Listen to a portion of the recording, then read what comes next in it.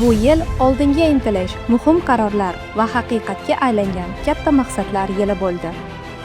Biz kartalar portfelini yangiladik va ularni kundalik hayotning bir qismiga aylantirdik.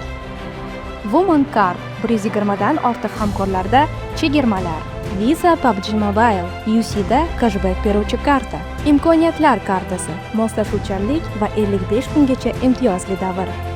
Va ilk bor Visa Business va Visa Platinum Business korporativ kartalari. Biz biznes yo'nalishini kuchaytirdik. Trade loan, factoring, acquiring, QR to'lovlar, maxsus tariflar va korporativ yechimlar tadbirkorlarga tezroq va ishonchliroq o'sishga yordam bermoqda. She's Next va We Finance Code ayollarga o'z biznesini boshlash va rivojlanishda ko'maklashmoqda. Madaniyat, moda, san'at va yirik tadbirlar yilimizning muhim qismiga aylandi. Biz xalqaro hamkorliklar qatorini kengaytirdik va bankka bo'lgan ishonchni mustahkamladik.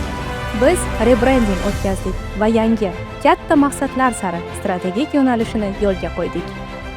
Biz insonlar va loyihalarga sarmoya kiritmoqdamiz.